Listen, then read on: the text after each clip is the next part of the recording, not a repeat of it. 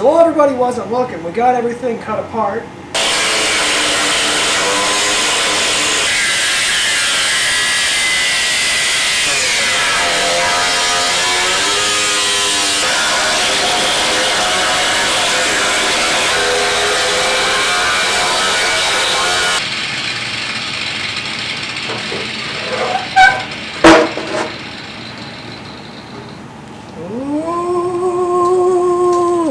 We took out 14.5 inches from the center of our pan here, and we scrooched it back together. Today we're going to clean everything up, we're going to weld it together, then we're going to test fit the body and everything on it, make sure our measurements turned out good. It should be fun. Also, please excuse my voice for sounding like an angry Jewish man today. It's just more fun when I yell things at people. There might be some of that happening. I might yell at Matthew for not holding the tape measure the right way. So you could see that a little bit later. That might happen. It could happen. But anyway, the frame's getting done, the body's over there. It's starting to actually look like a car. I'm excited the Dune buggy's finally taking off. After a year of sitting in my backyard and flowers and moss gathering on it, it's happening. It's coming together, and we're going to have a fun car. You're going to see adventures galore once that's done. So follow us along as we keep going. So here we put a little Z-cut in the pan. Normally, most of your Dune buggy instructions just tell you just, do a straight cut right here. But there's a lot of back and forth as to whether or not that's a strong enough join to weld. So we went ahead, we did a Z-cut. It's 6 inches from here to here. It gives us a lot more surface area to weld to. So it should give us a little bit more strength, although there's a lot of people that say, oh, the plain old straight cut, they've been doing it for years. Not a huge deal. And then other people will say, you have to do this because it's the strongest. So, I mean, there's a lot of different opinions on there. I figure we may as well just do something like this just to be safe. I do plan on jumping this thing off some stuff once we get it finished. So that'd be a good test to see how strong this is going to be. If it's worth doing, it's worth overdoing. So that's why we went ahead and did that. So stay tuned, we'll get it welded up. Alright, we're getting these pretty close to being lined up. What we're going to do is we're going to clean up the edges for welding. Going to change this out. Use the flappy disc. And that'll get rid of this 50-year-old paint and give us something really good to weld to. Get the safety glasses over on the cart for me, sir. Yep.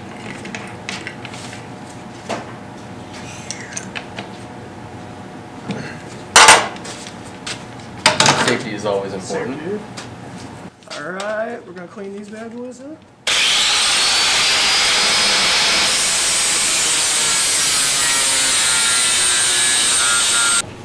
So I've got all this cleaned up.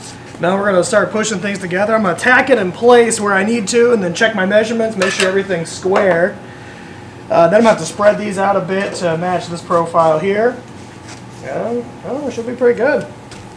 It's going to happen. Put my clamp on.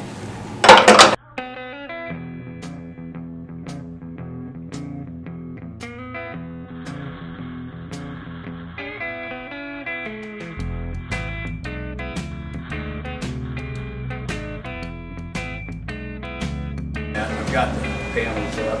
We'll try to get the panels first up. I've got the valve in it.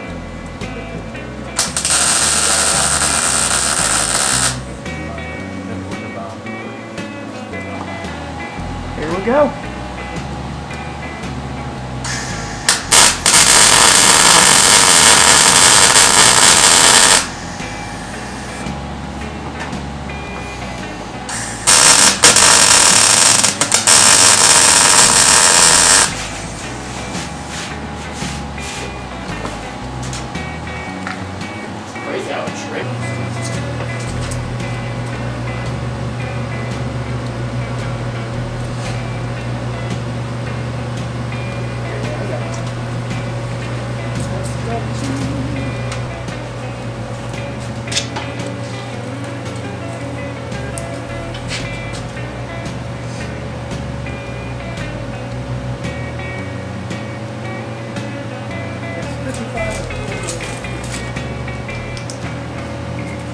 So I'm gonna need you to take the screwdriver and bring the gaps out so I can tack them.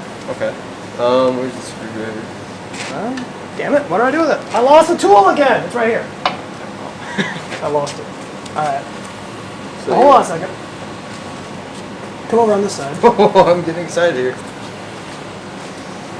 Okay. So what you'll need to do, go in behind here. Okay, and then just Well, here, actually go in this way. make to where it's just like flush. Yeah. Okay, that's good right there. That's flush. Alright.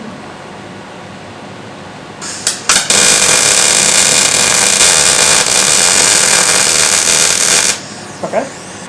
I'll put tack there. That's flush.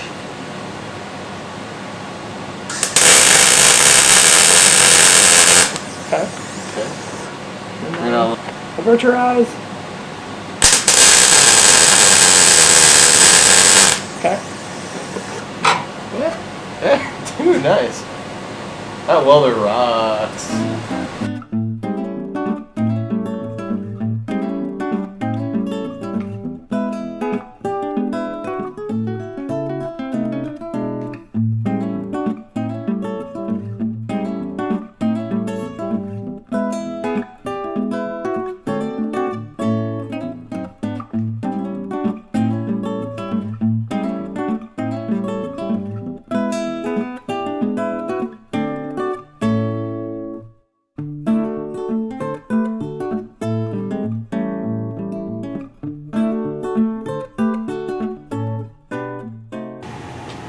Alright, we're going to test with the frame. So, I'm going to step off camera and come back in with the body. Here we go.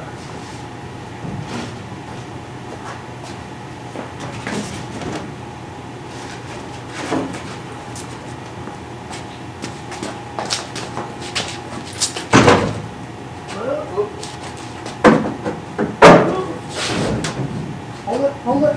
Holding it.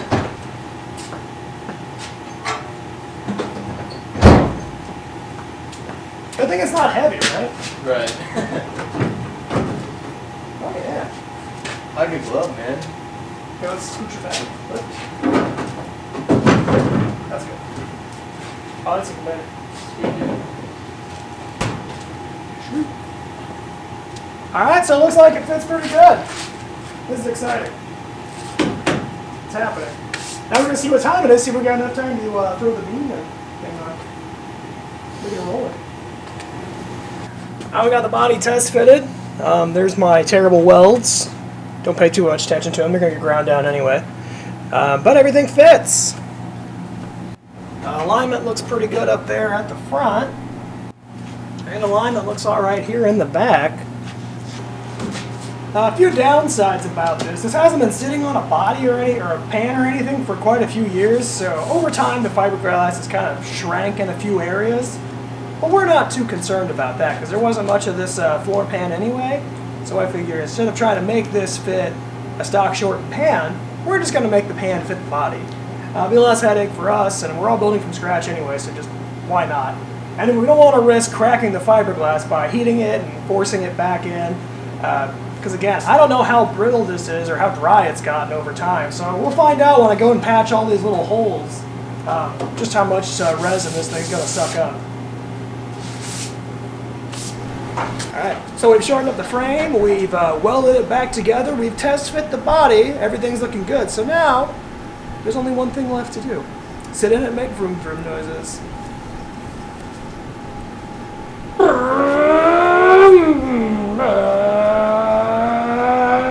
Hey, watch where you're going.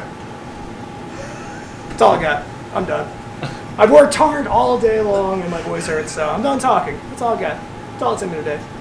So, stay tuned for part 4 of the Dune Buggy building adventure. Stick around. It's gonna be fun, folks.